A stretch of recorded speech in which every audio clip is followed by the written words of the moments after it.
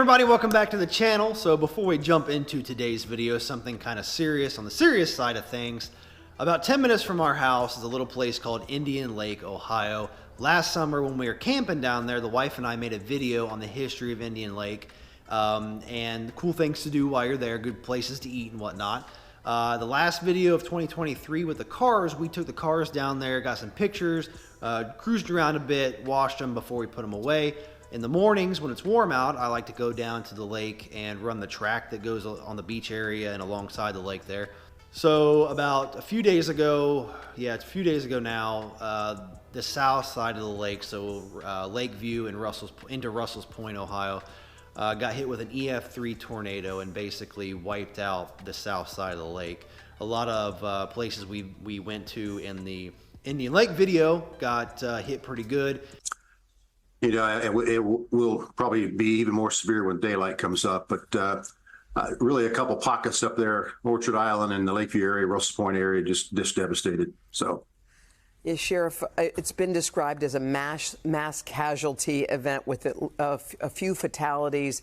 I'm in the shop wrapping up, the lights start to flicker. I was done anyway, so I walk in, I think making dinner or something, and the phones went off and my mom texted, "Hey, tornado warning." I got on the radar. And this big old freaking cell is headed right to us. Like literally it is on a direct path to my house. We go to the basement. I'm, live streaming, fall on the radar. And fortunately for us, it did turn south and get the lake. Like I said, it was on a direct line to us. We're in the basement. Hit the lake, it turned south, hit the lake. Very, very devastating. There were 3 casualties. But on the bright side, kind of gives me a little bit of faith in humanity, is the surrounding communities and the surrounding first responders and the surrounding volunteers were on it. And the amount of donating and volunteering is just overwhelming. And it's really cool to see that, to be honest. It kind of gives me a little bit of faith that there are some, there are just some good people out there. You don't see them. They don't get praised every day like they should. It was hard to get to the people, so we had nurses showing up at the high school saying, we're ready if injured folks come in, and so we were ready, and we stayed there all night Thursday, and then first thing Friday morning, just a few supplies started coming in, and we really weren't asking for anything, and then all of a sudden, semis started showing up. Wow. And in addition to all those goods. Okay, so we're going to try this voiceover thing and we'll see how this goes. So what we're looking at here is the Lakeview hardware. I've been there several times. They sell Schaefer, so I've gotten oil there for my truck and her car. And if you look to the left, when I came down here to run on Saturday, all them mowers at the corner of the parking lot were all in a row.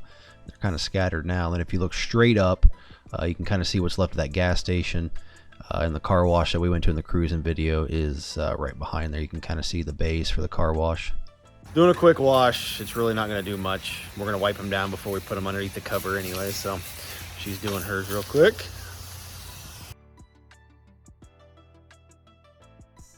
Now the drone flipped basically 180.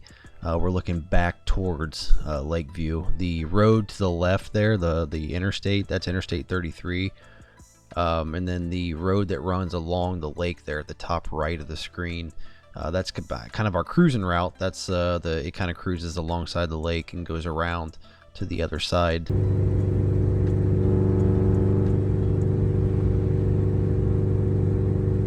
then the track I was talking about that I run is right at the water's edge. I'm not sure if you can see, but this is facing west back towards Lakeview.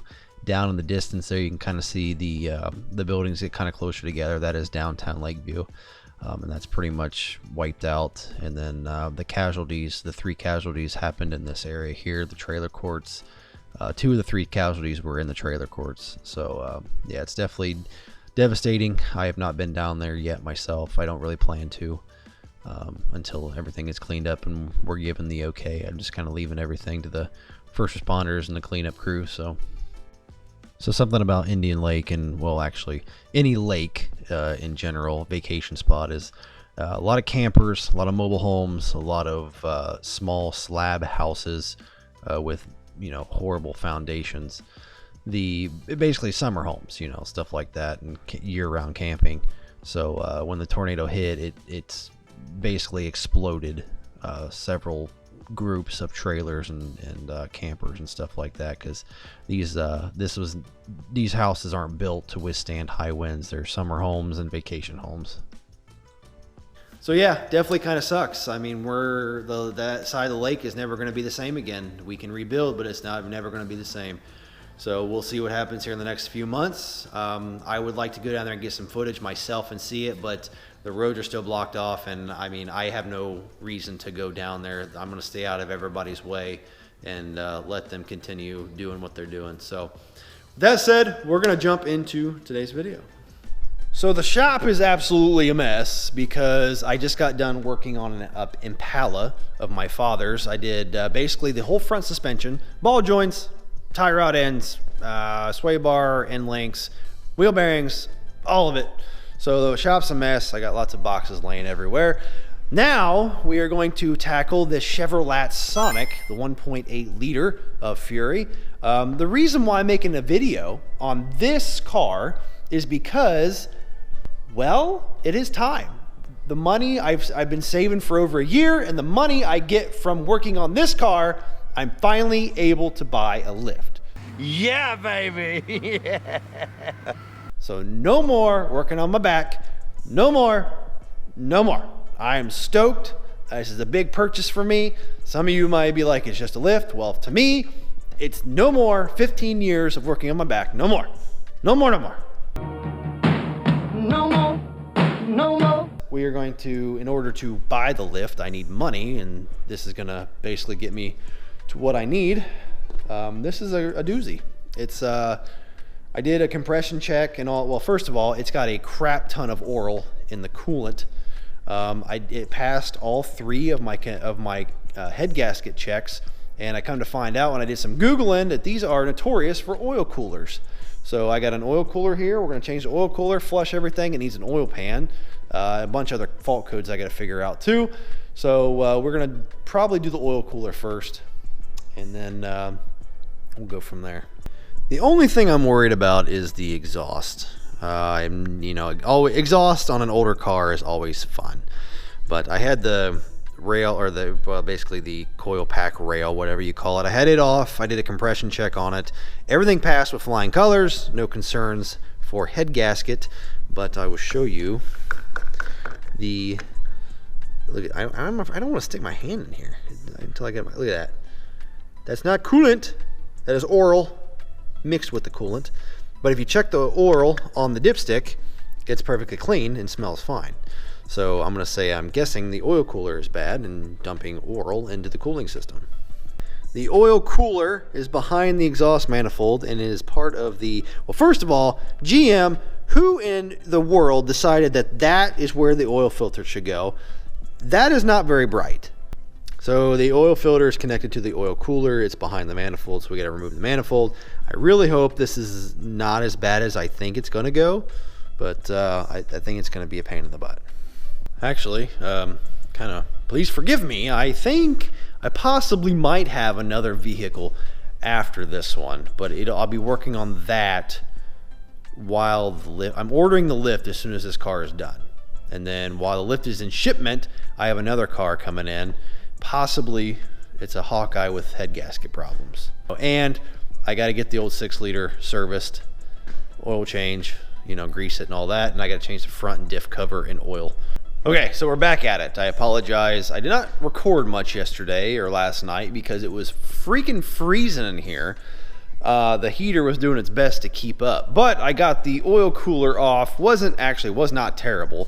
So this is the whole oil cooler assembly. That's a ball joint. We don't need that. This is the whole oil cooler assembly. It comes with the oil filter housing, and right here the oil cooler itself bolts onto the housing. And I'm guessing, from what I can see, this gasket is all nasty and hard, and it's basically cracking. And from what I can tell, it looks like it was maybe coming across right here. So you have 3 lines that come out of the oil cooler. They go to some holes in the block, and then there's a long one that goes all the way across. But yeah, it goes right here. here is where it goes in the manifold. The exhaust manifold goes over top of it. I don't think that's a good idea. I mean, you're trying to cool the oil, and it's sitting in between, it's baking in between the block and the exhaust manifold. I guess I can show you the new one. So here's the new one. Pretty simple. Held on by 1, 2, 3, 4, 5 bolts, it looks like. New oil filter housing. Coolant line goes in there, coolant line goes in there, coolant line there, and then your oil flow is right here. So not bad at all. Also, do you remember that thing I once said about, I don't know, about 4 seconds ago in this video about the Sonic being the last car before I get my lift? Well, it's not turning out that way. This showed up about 9:30 last night, and yes, it definitely has a head gasket blown. So I think what we're going to do is get this Sonic done, order the lift, and while we're waiting on the lift, we're going to do some head gaskets on a Hawkeye Subaru. And I don't think I may have mentioned earlier, but it needs, the Sonic back there needs an oil pan.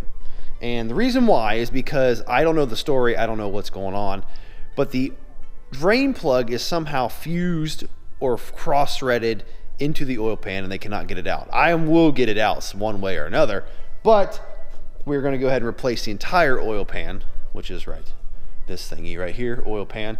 Got the new oil cooler in, but if any of you ever change an oil cooler on a 1.8 liter Chevrolet Ecotec, just a heads up, there's a long, well, I'll just show you, hang on. This pipe right here, it's got an O-ring here that is just like a press-in O-ring, and then on the other side it comes up here and does a 90, and then it has 2 Allen key bolts, so really tiny guys. That O-ring back here does not come with the O-ring kit. So just a heads up that you have to order this little O-ring separate. Luckily I found an O-ring. I have a bunch of O-rings over here. I found one that fits. But new oil cooler is in. I am not a fan of these press-in style O-rings. I mean, I guess they do seal. I mean, but all right, oil cooler is on. I got the 2 broken studs out of the cat. Had to use the little bit of fire persuasion. Got those out. Cat and manifold are outside smoking. So now I think we are going to do, or at least see what's, sorry about the sun, see what is going on with the oil pan. So what I'm going to do, I'm going to roll under there and see if I can at least get the drain plug out. If I have to use an impact, I don't care. I just need the oil drained out so I can pull the pan off. I cannot wait till I get that lift. This would be so much nicer. This will be so much nicer. So here it is. It looks like it's almost been like JB welded. I don't really know. I can tell you one thing. It was not torqued to 14 Newton meters. Sorry, you're upside down with me because you're basically looking at what I'm looking at. Turning this thing, it does turn, but it's turning the JB weld or whatever. All right, I'm gonna sit you guys down and I'm gonna get this thing out and see what's going on. I don't know what's going on here. I don't know if the oil pan was stripped out. I don't know if the drain plug was like stripped out. I don't really know, but I guess they JB weld or silicone. I'm guessing it's JB weld because it's really hard. I don't know. This is why we're changing the oil pan. Like I said, I don't know the story. I was just asked to change the oil pan. So I'm going to change the oil pan. All right, so I think I'm gonna call it a night because I have to actually go in and clean out the coolant reservoir. It's full of oil. I'm gonna call it a night, but tomorrow is Friday. I'm really gonna have to hit it hard because Saturday, I need to figure out, this has to be moved Saturday because I have to get the truck out because we're getting a new couch. Oh, well, it'll all come together. It always does. So I'll see you tomorrow. So fast forward, I didn't record any last night. I got quite a bit done. The reason why I didn't record anything last night is, to be honest with you, I am human. I am a human being, a homo sapien. And I was struggling last night. I had to change the VVT solenoids and the one on the back side towards the firewall. I dropped the bolt and I cannot find it anywhere. So I looked for that for like 45 minutes and then I had to make a bolt. So I took a bolt and cut it and shortened it up and finally got it in. So I managed to get the oil pan on. New oil pan is on, manifold is on. Basically, we are at the point now where we can put the oil, or well, we can put the oil in it, yes, and put the coolant reservoir in it. It was the oil reservoir before I changed the oil cooler. But we're gonna put the coolant reservoir back on, fill it full of coolant, check for leaks, do a pressure test, and then put some oil in it, and then that is it. It's done. I got some, well, I'm putting water in it now. Water with some Dawn dish soap, very little. I'm not gonna, make it flood the system with Dawn, but I'm going to put that in it, clean it out, drain it, then put coolant in it. So, okay, here we go. I got oil in it. I put a little extra in it because, we replaced the oil cooler and filter and whatnot. Drain the whole, well, actually we took the oil pan off, so we drained the whole system. Coolant is in. So far, no leaks. So nothing on the floor, and the funnel is full. So we're going to start it up. It's going to suck down the water per se, and then hopefully we have no leaks. All right, so she's been running for about 5 minutes and there's nothing on the floor. So that's good. There's nothing leaking so far. We're still early yet. There's still time for leaks. But let her, I guess, continue to run for a while. May take it around the block and then drain the water out and put coolant in it. Okay, so I just took the pressure tester off. I put it on, set it for 20 PSI. I walked in the house, got distracted, came back out, and it was about 18 PSI. So it dropped a little bit. I mean, that's, I guess, okay for right now. It's still got some bubbles in the system, stuff like that. So I think I'm gonna throw the cap on, take it for a test drive. There's nothing underneath. There's no leaks or anything. I had me worried. I think that little S pipe was leaking, but I don't know. It just quit. So I'm gonna take it for a drive, get it up to temp, see what happens. I gotta remember where I left off. So we just got back from our test drive. Everything is good. Everything's fine, nothing leaking or anything, but it doesn't have a temp gauge, so I took my scanner with me so I could look at the coolant temp, and the coolant temp was reading really high, like really high. So I noticed the temp was getting about 225. So the thermostat does not open on that thing until 221 degrees, and the thermostat finally opens. So the cruising temp is about 220. To me, that's a little high, but I guess, that's the way they designed it, whatever. Test drive was good, went about 10 miles, no problem. Got out every, couple of miles to check, make sure no leaks. We actually technically went on 2 test drives because I seen a fire truck go by and a sheriff go by, and I'm like, you know what, I'm a little nosy. Did 2 test drives, car's in here idling, I'm gonna let it idle for a while, and then check for leaks. I just got revved at by my brother.